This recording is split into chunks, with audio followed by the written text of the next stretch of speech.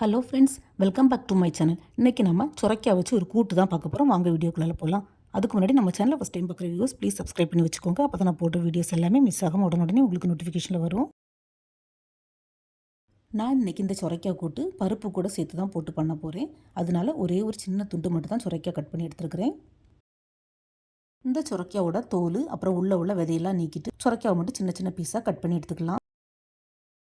நான் இன்றைக்கி இந்த கூட்டு துவரம்பருப்பு போட்டு தான் பண்ண போகிறேன். துவரம்பருப்புக்கு பதிலாக நீங்கள் பாசிப்பருப்பு கூட ஆட் பண்ணிக்கலாம். பட் அது ஒரு டேஸ்ட்டில் இருக்கும், இது ஒரு டேஸ்ட்டில் இருக்கும். நான் ஒரு சின்ன துண்டு சுரக்காய் போட்டு தான் பண்ண போகிறேன். ஸோ ஒரு 2 to 3 ஸ்பூன் துவரம்பருப்பு எடுத்துருக்கிறேன். இந்த பருப்பை 2 to 3 டைம் நல்லா வாஷ் பண்ணிவிட்டு கொஞ்சமாக தண்ணி ஊற்றி இதை வேக வச்சு எடுத்துக்கலாம். துவரம்பருப்பு இன்றைக்கி கொஞ்சமாக நான் எடுத்துருக்கிறதுனால டைரெக்டாக குக்கரில் போட்டு வேக வைக்கல. ஸோ அதுக்கு பதிலாக இந்த மாதிரி சின்ன பவுலில் வச்சு மூடி வச்சு வேக வைக்கிறேன். இப்படி வேக வைக்கிறதுனால நமக்கு சீக்கிரமாகவும் வெந்துடும்.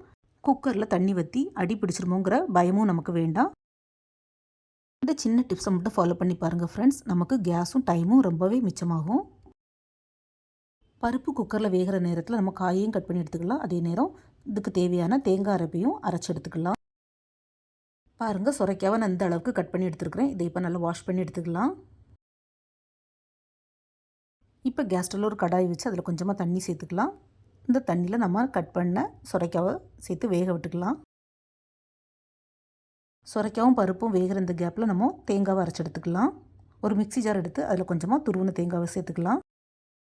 இது கூடவே ஒரு பல் பூண்டு, ஒரே ஒரு மிளகாய் வத்தல், ஒரு அரை ஸ்பூன் போல் சீரகம், கொஞ்சமாக மஞ்சள் தூள் சேர்த்து கொஞ்சமாக தண்ணியும் ஊற்றி இதை கொரகொரப்பாக, அதாவது சட்னிக்கு அரைக்கிற மாதிரி அரைச்சி எடுத்துக்கலாம்.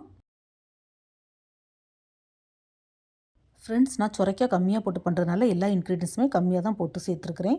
நீங்கள் ஜாஸ்தியாக போட்டு பண்ணுறதா இருந்தால் எல்லா பொருட்களுமே கொஞ்சம் ஜாஸ்தியாக சேர்த்துக்கோங்க.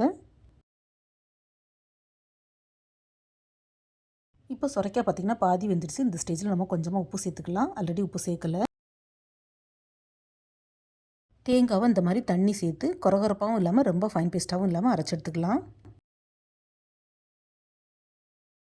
வேக வச்ச பருப்பும் நல்லா வெந்துடுச்சு. அதையும் சுரைக்காய் கூட சேர்த்துக்கலாம்.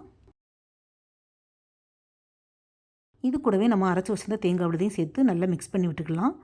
கூட்டு ரொம்பவே திக்காக இருந்ததுன்னா கொஞ்சமாக மிக்ஸி ஜார் அலசி தண்ணியும் சேர்த்துக்கலாம். அதுக்குன்னு தண்ணி அதிகமாக சேர்க்க வேண்டாம், கூட்டுக்கறி நல்லா இருக்காது. ஃபஸ்ட்டு காய் வேகிறதுக்கு மட்டும்தான் நம்ம கொஞ்சமாக உப்பு சேர்த்தோம். இப்போ தேங்காய் பருப்பெல்லாம் ஆட் பண்ணியிருக்கனால கூட கொஞ்சமாக உப்பு சேர்த்துக்கலாம். எக்ஸ்ட்ராவாக தேவைப்பட்டால் நீங்கள் பார்த்து சேர்த்துக்கோங்க. இப்போ எல்லாம் சேர்த்ததுக்கப்புறமா லைட்டாக ஒரு கொதி வருது வரையும் வெயிட் பண்ணலாம். இந்த சுரக்காய் கூட்டுக்கறியை சைட் டிஷ்ஷாகவும் நம்ம யூஸ் பண்ணலாம். அதே நேரம் ஒயிட் ரைஸில், அதாவது பிளைன் ரைஸில் சாதத்துக்கு மேலே போட்டு பிசைஞ்சு சாப்பிட்லாம். சூப்பராக இருக்கும். இந்த சுரைக்காய்க்கு பதிலாக வெள்ளரிக்காய் அல்லது புடலங்காய் கூட சேர்த்து போட்டு பண்ணலாம். ரொம்பவே டேஸ்ட்டு நல்லாயிருக்கும்.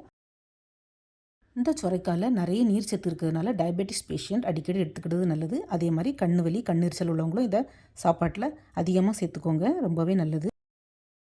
அதே மாதிரி யூரின் டிசீஸ் இருக்கவங்களும் இதை சாப்பாட்டில் அதிகமாக எடுத்துக்கிட்டால் எந்த ஒரு யூரின் பிரச்சனையும் வராது. ஸோ ட்ரை பண்ணி பாருங்கள் ஃப்ரெண்ட்ஸ்.